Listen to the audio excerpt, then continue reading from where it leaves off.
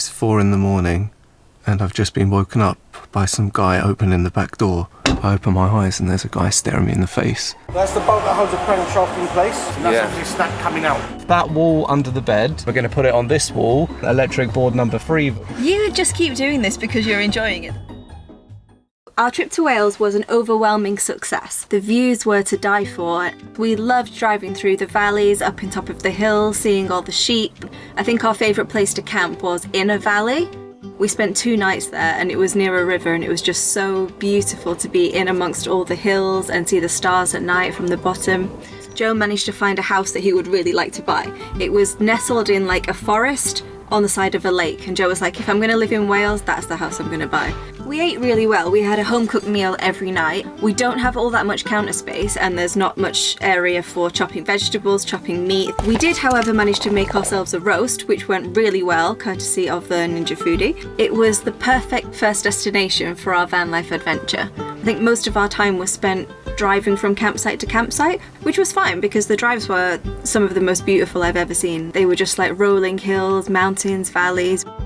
We had to keep our trip short because we had an appointment with the mechanic. We wanted to make sure he gave it a full once over so we know it's in great condition for when we take it to Europe. And he's just ringing Joe now. The good news is there's only a brake pad to change, everything else is fine. But the bad news is when changing the timing belt, snapped one of the bolts. That's the bolt that holds the crankshaft in place. That's there, and then that bolt goes up and put that. And that's obviously snap coming out. So we need to drill the grinder out, and then obviously put a new bolt in.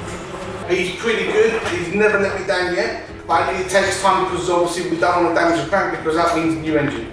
Oh. That like salt coming out of it. That's the adblue. So that's the actual tank itself. Got a very small pinhole in it. I can put some plastic weld on the top of it if that means a new tank. What do tanks usually run? Could be £800. Yeah, let's try and patch that up. So he's let us go in just to get a few bits. Got my pants and socks, got the computer. Let's get out of here. All right then, Nick. Speak to you next week. Job done. I have a question. What? We're not getting the van back for like 4 or 5 days, yes? Why do you only have 1 pair of underwear? Just grabbed what I could. I can stretch it out. You were disgusting. Joe's had what he calls a brainwave. We're going to have Victron board number 3 against this wall, and that means that we no longer need to have it hanging on that wall and we can ditch that wall. We've got a very messy job to do next. I've got Jodie on this side watching the batteries. This wall was one of the first walls we put in, and there's only one way we're going to get it out.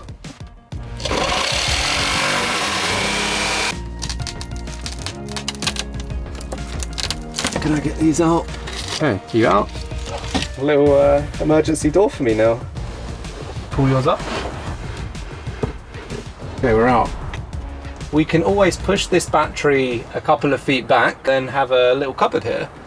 Are we raining again? Yes. Oh, we had like a 5-minute window.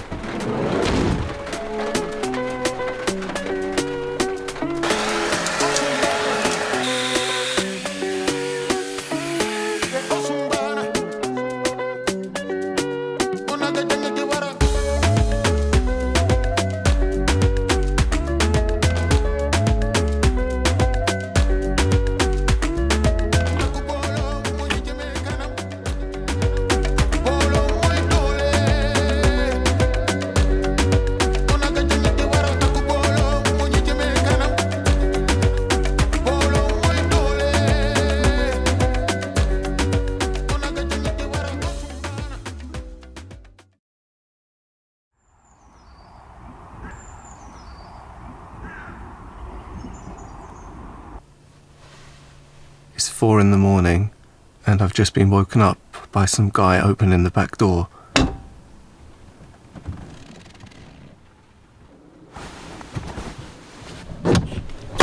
I've no idea if he drilled it and I was in a deep sleep. I open my eyes and there's a guy staring me in the face. I just shouted at the guy and said, "What the f***?" And he just calmly backed away and walked up the road and just disappeared like it was nothing. So dangerous. I'm sure I locked the door. I always lock the door.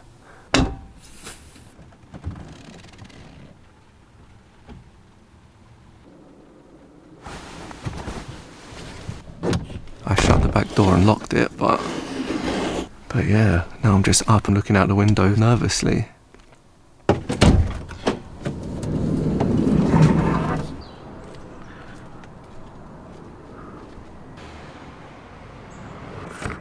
After our running with the burglar, we wanted to double check that we know how to lock everything properly. The only way the guy could have got in is either if he picked the lock or if Joe didn't lock it properly. We're starting to think that the guy didn't break into the door and maybe it's not locking properly. We're going to do a test run, lock up, and Jodie's going to be the intruder. That should lock the van, but I don't think it is. It still makes the sound, but it doesn't turn red. So let's try locking it.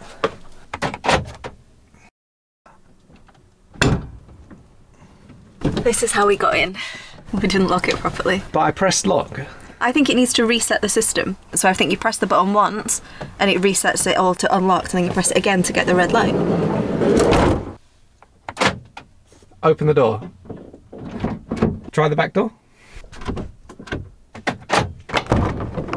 So you're saying the burglar didn't break in, I left it unlocked? I'm pretty sure either you didn't lock it properly or he's like a whiz with a lockpick. He still tried the door at 4 AM on a Sunday night, which to me is intent to burgle. Definitely. No one's just walking around opening car doors seeing what... He was still a burglar in my eyes. Just didn't burgle anything.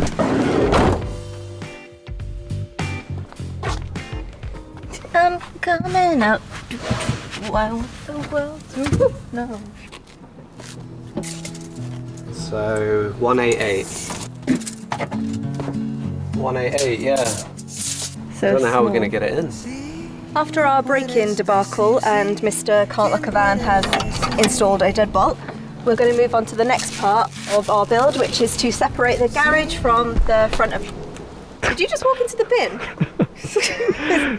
We're going to move on to the next part of our project, which is to separate the garage from the shelving area at the back. What we need to do is cut the wheel arches out and then bend the wood to get it in. What are you bleating about? So what's this called? Underskirt? Try again. It goes under the fridge. Skirting board. It's not a skirting board. What are you doing? Trying to measure the arch. I feel there's a better way. Surely if you do something with a compass. A compass? Just do something with a compass. Get a protractor. All right, I'm making a couple of lines. I'm sure one of them will be useful. So we need to measure how far it sticks out. Okay, so Joe's got some lines. I have no idea what kind of maths this is. He says that the lines mean something. Line number 1, back wall. There's our curves. Are you sure? Because this is our only piece of wood. That's my guess of a wheel arch. So you think that if you cut it out, will... Actually, yeah, if this works, I'm going to be incredibly impressed with you. Do you know what's going to be more impressive? Solar power. Ooh, solar-powered power tools.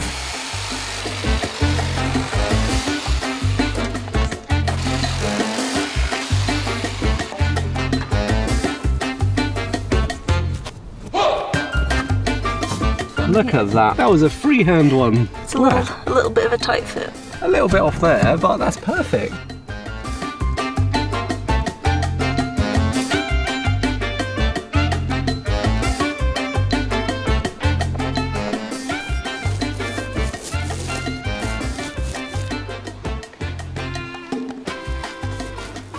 And here is the result of all of our hard work. We finally have a boot.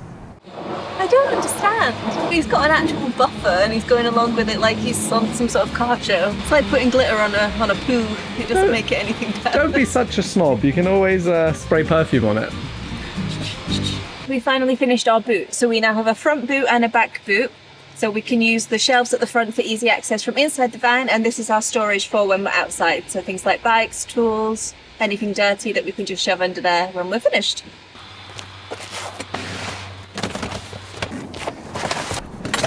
So our next job is to find a home for our Chinese diesel heater. I'm thinking it's going to go somewhere around here and aim down the side of the batteries, but that's a job for next time. I think we've done a good job so far.